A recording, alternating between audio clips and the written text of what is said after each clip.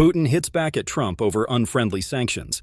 China suspends Russian oil purchases after U.S. president announces punitive measures. Vladimir Putin hit back at Donald Trump over his sanctions on Russia's oil industry, saying it was an unfriendly act.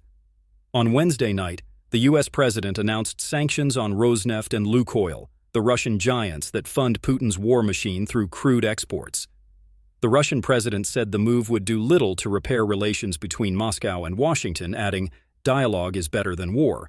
Follow this channel, ECOchnneltv, for more updates on international news. Putin also claimed that his economy would not be impacted by the U.S. sanctions on oil giants Rosneft and Lukoil, because the global markets would need time to adjust, in a speech to Russian Geographical Society. But analysts told The Telegraph that Putin is wrong, explaining that his market is now diminished. The punitive measures imposed by Mr. Trump on Russia were the first of his presidency, and came days after he shelved plans to meet Putin in Budapest for talks on how to end the war in Ukraine.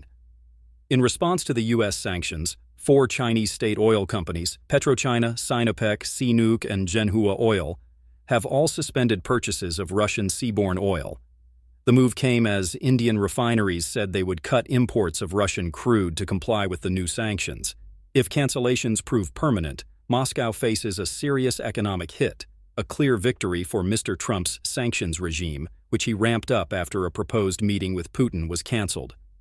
Analysts cautioned that China's move could be temporary, lasting only until a suitable workaround is found.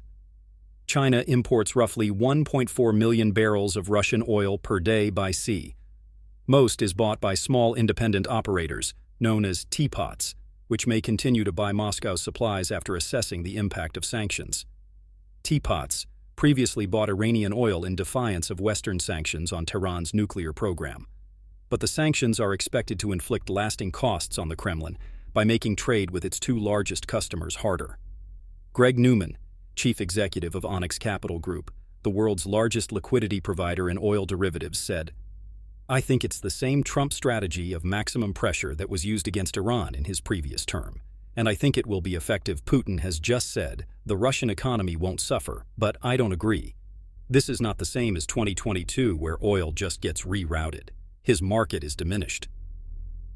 Tom Keating, director of the Center for Finance and Security at the Royal United Services Institute think tank, said China's decision to suspend its purchase of Russian oil poses serious challenges for Russia.